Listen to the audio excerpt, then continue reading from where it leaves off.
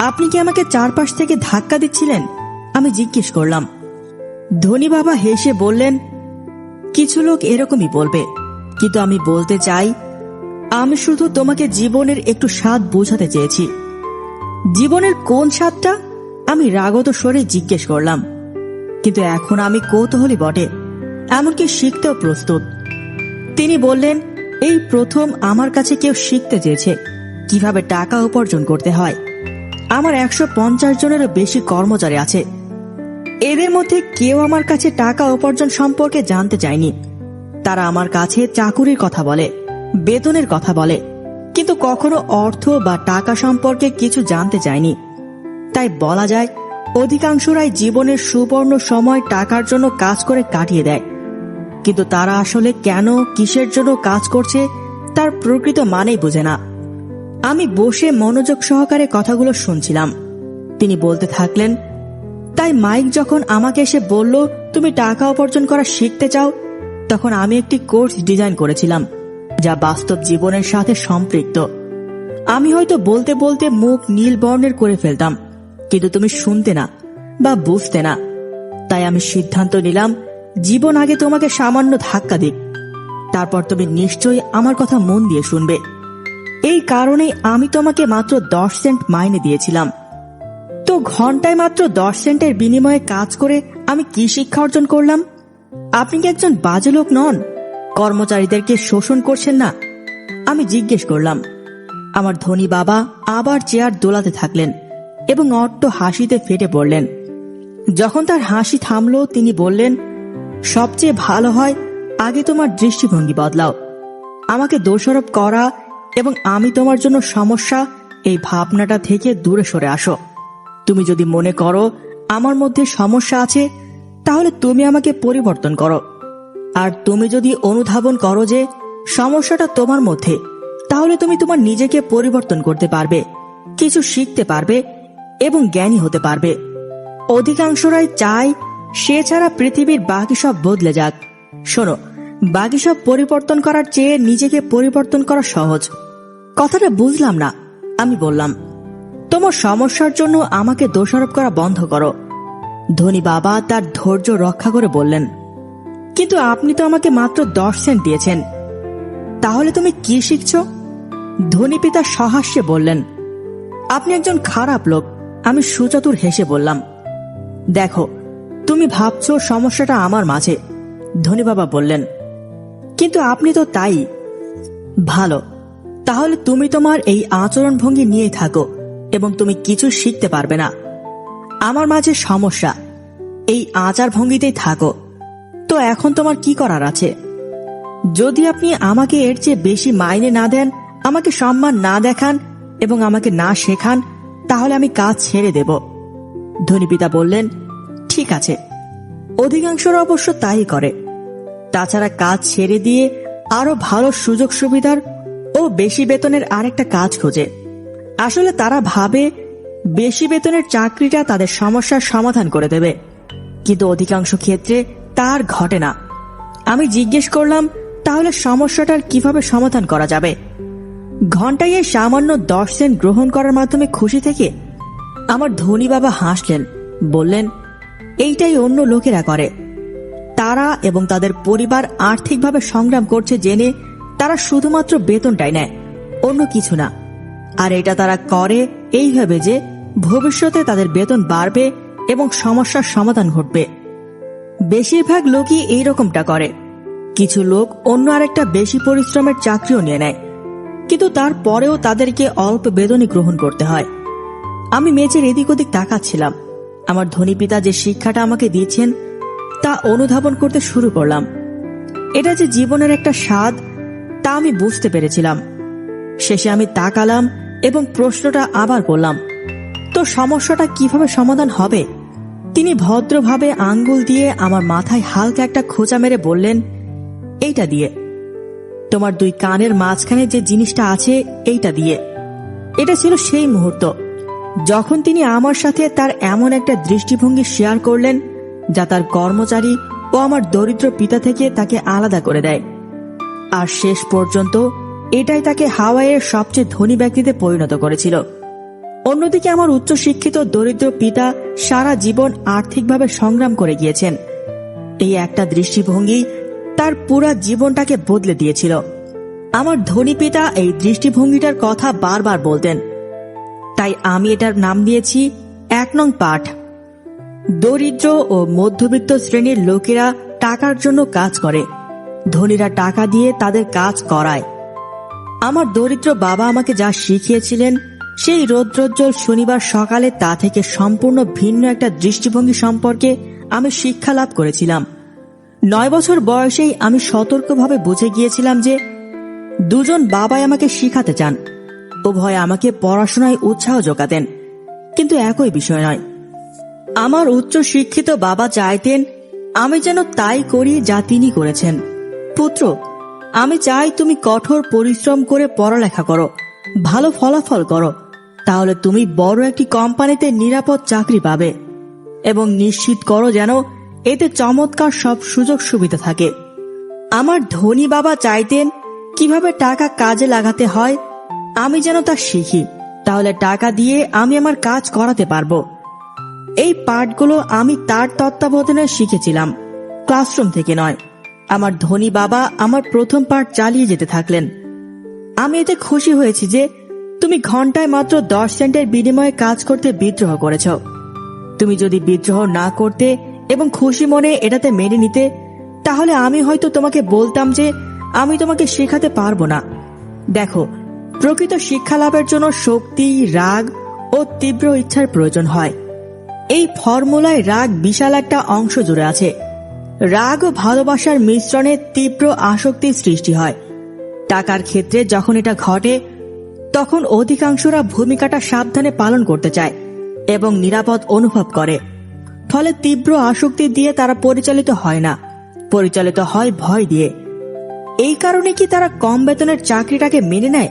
আমি জিজ্ঞেস করলাম। আমার ধনী বাবা বললেন, হ্যাঁ, কিছু লোক বলে আমি নাকি মানুষকে শোষণ করি, কারণ চিনির কারখানায় বা সরকার যা বেতন দেয় আমি সেই রকম দেই না। আমি বলি মানুষ নিজে নিজে শোষিত হচ্ছে, তারা তাদের ভয়ের কারণে শোষিত হচ্ছে, আমার কারণে নয়। কিন্তু আপনি কি মনে করেন না যে তাদেরকে আরো বেশি মাইনে দেওয়া উচিত? আমি জিজ্ঞেস করলাম। আমি মনে করি না। তাছাড়া মাইনে বাড়লেই তাদের সমস্যার সমাধান হয়ে যাবে না। তোমার বাবাকেই দেখো, তিনি পর্যাপ্ত টাকা উপার্জন করেন, কিন্তু এখনো পর্যন্ত তিনি তার বিলগুলো পরিশোধ করতে পারেন না।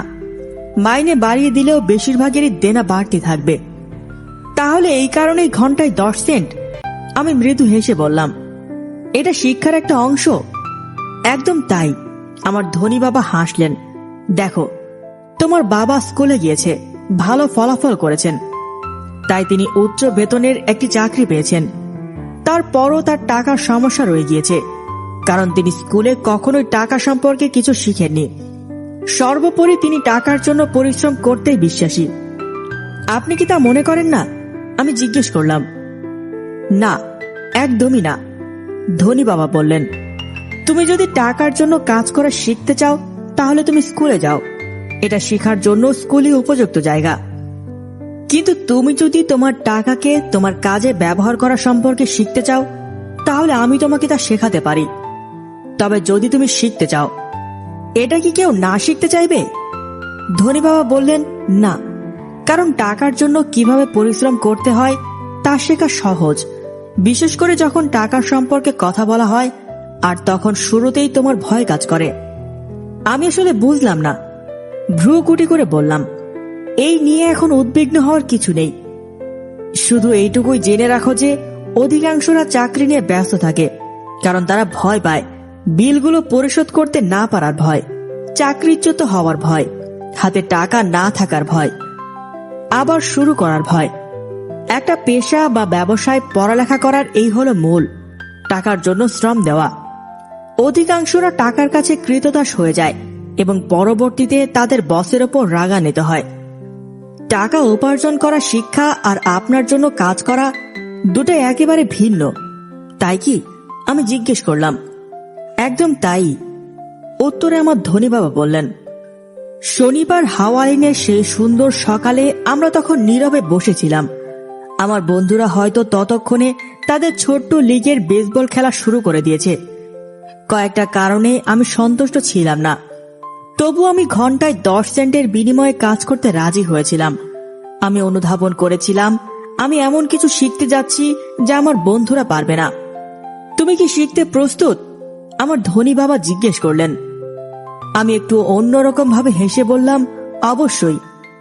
আমি আমার প্রতিজ্ঞা রক্ষা করেছি। আমি দূর থেকে তোমাকে শিক্ষা দিচ্ছিলাম। 9 বছর বয়সেই তুমি এমন একটা স্বাদ পেয়েছ যা তোমাকে অনুভব করাবে টাকার জন্য কাজ করার মানে কি।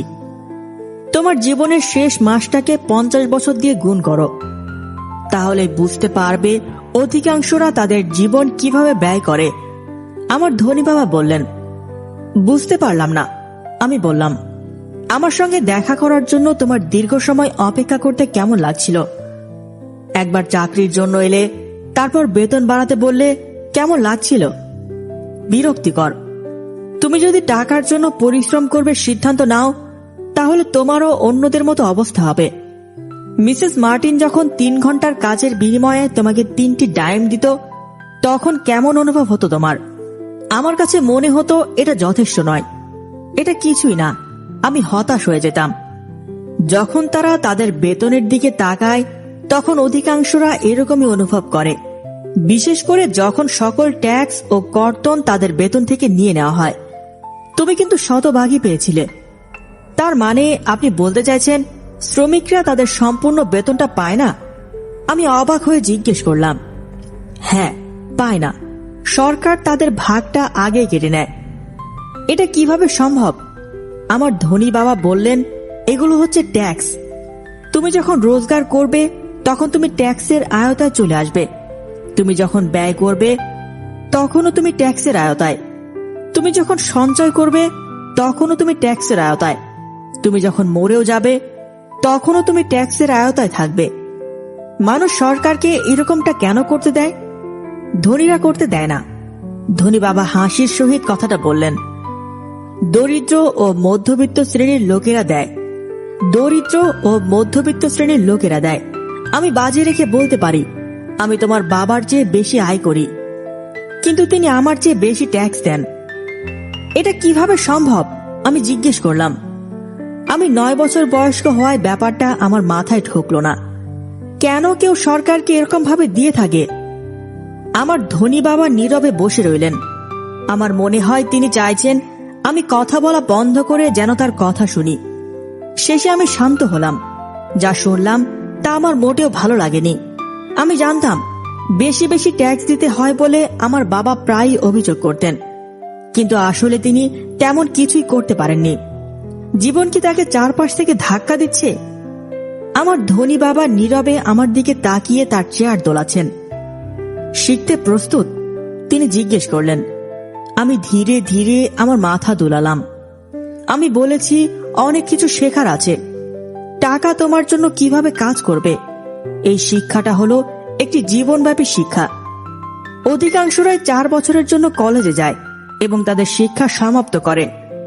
আমি এরই মধ্যে জেনেছি যে টাকা সম্পর্কে শিক্ষাটা সারা জীবন ধরে চলতে থাকবে, কারণ আমি যতই খুঁজে বের করতে থাকবো ততই শিখতে থাকবো। অধিকাংশরা কখনোই এই বিষয়টা স্টাডি করে না। তারা কাজ করতে যায়, বেতন নেয়, খরচের সাথে ভারসাম্য বজায় রাখে, ব্যাস এভাবেই চলে। মুখ্য বিষয়টা হলো তারা অবাক হয় কেন তাদের টাকার সমস্যা রয়ে যায়। তারপর তারা ভাবে যে আরো বেশি টাকা হলে বোধহয় সমস্যার সমাধান হয়ে যাবে। খুব অল্প কিছু লোক বুঝতে পারে যে এটা তাদের আর্থিক শিক্ষার অভাবের কারণে হচ্ছে। এটাই হলো সমস্যা। আমি সন্দিগ্ধ হয়ে প্রশ্ন করলাম, তাহলে আমার বাবা টাকা সম্পর্কে বুঝেন না বলে কি ট্যাক্স নিয়ে তাকে সমস্যায় পড়তে হয়? দেখো, ধনী বাবা বললেন, টাকা তোমার জন্য কিভাবে কাজ করবে এই শিক্ষার জন্য ট্যাক্স হচ্ছে শুধুমাত্র একটি অধ্যায়। আজকে আমি শুধু দেখতে চাইছি টাকা সম্পর্কে শিক্ষার জন্য তোমার তীব্র আসক্তিটা এখনো আছে কিনা। অধিকাংশদের থাকে না। তারা স্কুলে যেতে চায়, যে কোনো একটা পেশাকে শিখতে চায়, কাজের মধ্যে মজে যায় এবং টাকা উপার্জন করে। তারপর একদিন তারা বড় সড় ভাবে টাকার সমস্যা নিয়ে জেগে ওঠে, কিন্তু তখন তারা আর পরিশ্রম করা বন্ধ করতে পারে না। টাকা তোমার জন্য কাজ করবে। এই শিক্ষা অর্জনের পরিবর্তে শুধুমাত্র টাকার জন্য পরিশ্রম করা, এই শিক্ষাটা অর্জনের মূল্য এটাই। তাহলে শিক্ষা অর্জনের তীব্র আসক্তি কি তোমার এখনো আছে? আমি মাথা দুলালাম। ভালো, ধনী বাবা বললেন, এখন কাজে ফিরে যাও।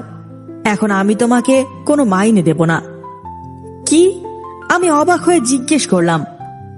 তুমি শুনেছ, আমি কিছুই দেব না। এখন থেকে প্রত্যেক শনিবারে তুমি আগের মতোই 3 ঘন্টা কাজ করবে, কিন্তু ঘন্টায় 10 সেন্ট তুমি এখন থেকে আর পাবে না। তুমি তো বলেছ তুমি শিখতে চাও, টাকার জন্য কাজ করতে চাও না, তাই আমি আর তোমাকে কোনো মাইনে দেব না। আমি যা শুনছি তা আমি বিশ্বাস করতে পারছিলাম না। এরই মধ্যে মাইকের সাথে এসব কথাবার্তা আমি সেরে ফেলেছি। সে কাজে লেগে গিয়েছে। সম্পূর্ণ বিনা বেতনে সে ক্যানগুলোকে ঝাড়ু দিচ্ছে, মুছছে। তুমি তাড়াতাড়ি করলে ভালো হয়, কাজে চলে যাও। এটা অন্যায়, আমি চিৎকার করে বললাম। অন্তত কিছু তো দিতেই হবে। তুমি বলেছ তুমি শিখতে যাও। তুমি যদি এখনই না শেখো, তাহলে তুমি ওই 2 জন ভদ্র মহিলা ও কিছুক্ষণ আগে লিভিং রুমে বসে থাকা ভদ্র লোকটার মতো হয়ে যাবে। টাকার জন্য কাজ করতে থাকবে এবং আশা করবে যেন আমি তোমাকে চাকরি থেকে না ছাঁটাই করি। অথবা তোমার বাবার মতো হয়ে যাবে, প্রচুর অর্থ রোজগার করেও ঋণের দায়ে ডুবে থাকবে এবং আরো বেশি টাকা হলে সমস্যার সমাধান হয়ে যাবে বলে আশা করে বসে থাকবে।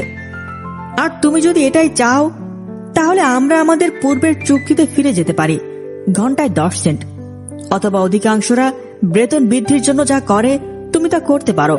অভিযোগ করো গিয়ে যে এখানে পর্যাপ্ত মাইনে দেওয়া হয় না, কাজ ছেড়ে দাও, তারপর অন্য জায়গায় কাজ দেখো গিয়ে। কিন্তু আমি কি করব জিজ্ঞেস করলাম। আমার ধনী বাবা আঙ্গুল দিয়ে মাথায় খোঁচা দিয়ে বললেন, এটাকে কাজে লাগাও। তুমি যদি এটাকে ভালো করে কাজে লাগাও, তাহলে তোমাকে সুযোগ দেওয়ার জন্য খুব শীঘ্রই তুমি আমাকে ধন্যবাদ জানাবে এবং তুমি ধনী ব্যক্তিতে পরিণত হতে পারবে। এরকম একটা কাঁচা চুক্তি আমার বিশ্বাস হচ্ছিল না। আমি সেখানে দাঁড়িয়ে থাকলাম। আমি এখানে মাইনে বাড়াতে এসেছিলাম, কিন্তু এখন আমাকে বলা হচ্ছে কাজের বিনিময়ে আমাকে কিছুই দেওয়া হবে না। আমার ধনী বাবা আমার মাথায় খোঁচা দিয়ে বললেন, এটাকে কাজে লাগাও। এখান থেকে চলে যাও এবং কাজে ফিরে যাও। শিক্ষা 1, ধনীরা অর্থের জন্য কাজ করে না। আমাকে বেতন দেওয়া হচ্ছে না, সেই কথাটা আমি আমার দরিদ্র বাবাকে বলিনি। তিনি হয়তো বুঝতেন না এবং আমি চাইছিলাম না যে এমন কোনো বিষয় আমি তাকে ব্যাখ্যা করে বুঝাই যা আমি নিজেই এখনো বুঝে উঠতে পারিনি। আরো 3 সপ্তাহ কেটে গেল। মাইক ও আমি প্রতি শনিবার বিনা বেতনে 3 ঘন্টা করে কাজ করতে থাকলাম। কাজ নিয়ে আমি বিরক্ত ছিলাম না এবং রুটিনটাও আগের চেয়ে সহজ হয়ে গিয়েছিল, কিন্তু বেসবল খেলা ও কমিক বই কিনতে না পারার কারণে দুঃখ অনুভব করছিলাম। 3য় সপ্তাহের দুপুর বেলায় আমার ধনী বাবা এসে থামলেন। গাড়ি পার্কিং এ আমরা তার ট্রাক ঢোকার ও ইঞ্জিন বন্ধ হওয়ার শব্দ শুনতে পেলাম। তিনি দোকানে ঢুকলেন এবং মিসেস মার্টিনকে জড়িয়ে ধরে অভিবাদন জানালেন। দোকান কেমন চলছে দেখার পর তিনি আইসক্রিম রাখার ফ্রিজের কাছে গেলেন। 2টা আইসক্রিম বার বের করলেন। এগুলোর জন্য টাকা পরিশোধ করলেন। মাইক ও আমাকে ইশারায় ডাকলেন, বালকেরা চলো একটু হাঁটতে যাব। কয়েকটা গাড়িকে সামনে দিয়ে পাশ কাটিয়ে আমরা রাস্তা অতিক্রম করলাম এবং বড় একটা ঘাসের মাঠে হাঁটতে থাকলাম।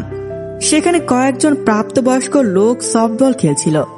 দূরের একটা পিকনিক টেবিলে বসে তিনি মাইক ও আমাকে আইসক্রিমগুলো দিলেন। বালকেরা কেমন চলছে? ঠিকঠাক, মাইক উত্তর করল। আমিও সহমত পোষণ করে মাথা দুলালাম। এই পর্যন্ত কিছু শিখতে পেরেছ? ধনী বাবা জিজ্ঞেস করলেন। মাইক ও আমি পরস্পরের দিকে তাকালাম, তারপর দুজনে একসঙ্গে কাঁধ ও মাথা ঝাঁকালাম। জীবনে একটি বড় ফাঁদ যেভাবে এড়িয়ে যেতে হয়। বালকেরা, এবার তোমরা চিন্তা ভাবনা করতে শুরু করলে খুব ভালো হয়। তোমরা এখন জীবনের সবচেয়ে বড় পাঠ শিখতে শুরু করে দিয়েছ। তোমরা যদি পাঠটা শিখতে পারো, তাহলে তোমরা বিশাল স্বাধীনতার সহিত একটি নিরাপদ জীবন উপভোগ করবে। যদি তোমরা এই শিক্ষাটা অর্জন করতে না পারো, তাহলে তোমরা মিসেস মার্টিন ও পার্কের অধিকাংশ সফটবল খেলোয়াড়দের মতো বাতাসে উড়ে যাবে।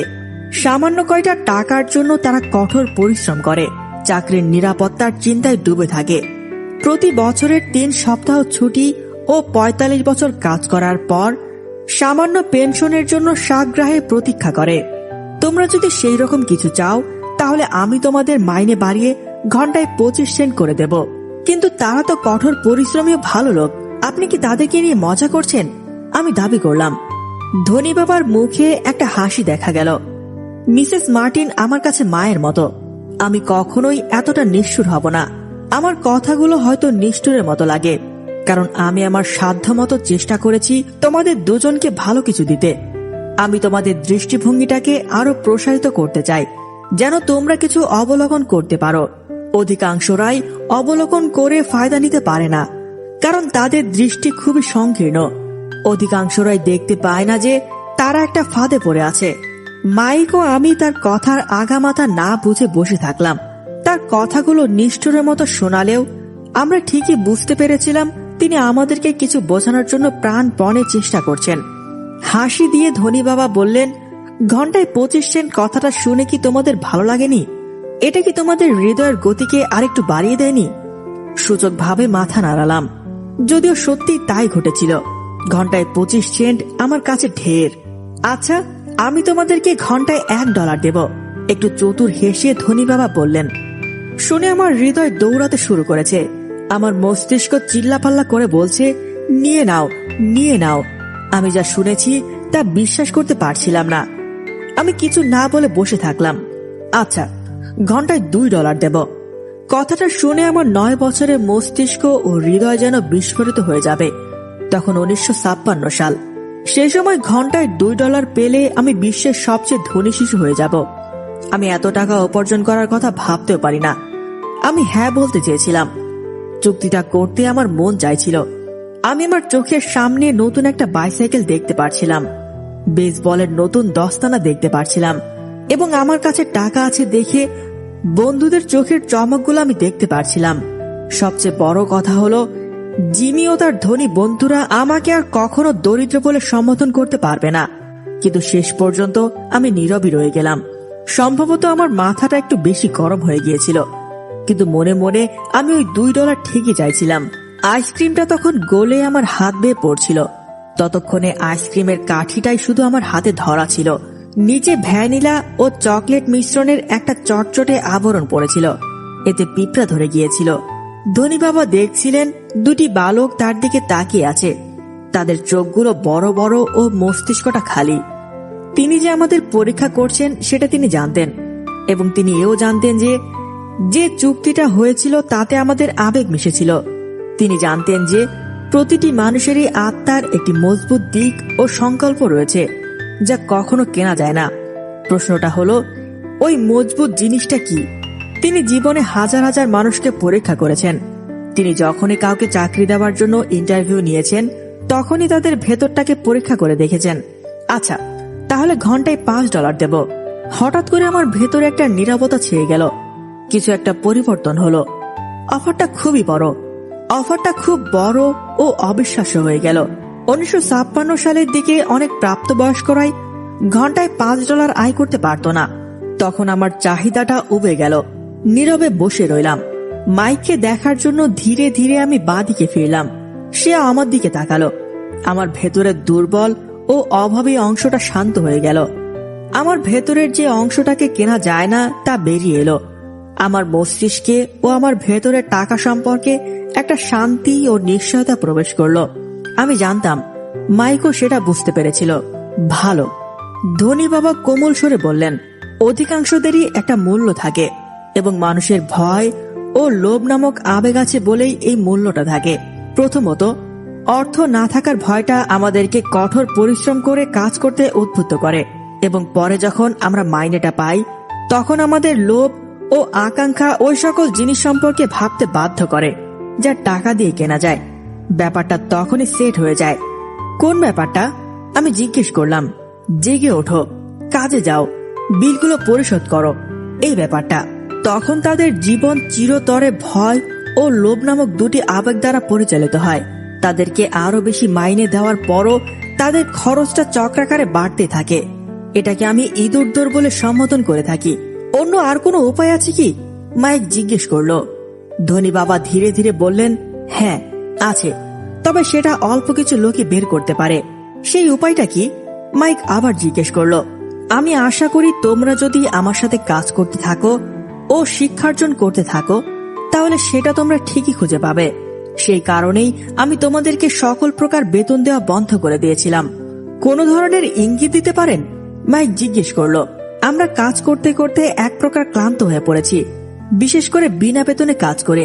ভালো, প্রথম পদক্ষেপটা হলো সত্য বলা। ধনী বাবা বললেন, আমরা মিথ্যা বলিনি। আমি বললাম, তোমরা মিথ্যে বলেছ সে কথা আমি বলিনি, আমি সত্য বলতে চেয়েছি। ধনী বাবা বললেন, কি বিষয়ে সত্য বলবো? আমি জিজ্ঞেস করলাম, তোমাদের কিরকম অনুভব হচ্ছে শুধু তোমার নিজেকে বলো, অন্য কাউকে বলতে হবে না। ধনী বাবা বললেন, আপনি তাহলে বলতে চাইছেন এই যে পার্কের লোকেরা ও আপনার জন্য যারা কাজ করে, যেমন মিসেস মার্টিন, তারা এরকমটা করে না?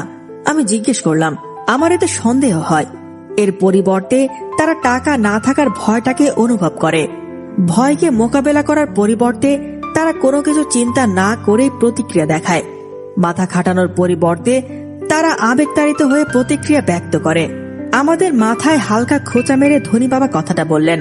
এতে করে তারা হয়তো কিছু ডলার হাতে পায়, কিন্তু পুনরায় আনন্দ, আকাঙ্ক্ষা ও লোভের আবেগ তাদেরকে পেয়ে বসে। তারপর আবার তারা কোনো কিছু না ভেবে প্রতিক্রিয়া করতে থাকে। তার মানে তাদের চিন্তা ভাবনা আবেগ দ্বারা পরিচালিত হয়। মাইক বলল, একদম সঠিক। ধনী বাবা বললেন, তারা কেমন অনুভব করছে এই সত্যটা না বলে তারা প্রতিক্রিয়া দেখায়, চিন্তা করতে ব্যর্থ হয়। তারা ভয়টাকে অনুভব করে, কাজ করতে যায়, আশা করে টাকা তাদের ভয়কে দূর করে দেবে, কিন্তু তার হয়ে ওঠে না। ভয় তাদের মধ্যে বাসা করে ফেলে। তারা আবার কাজে ফিরে যায়।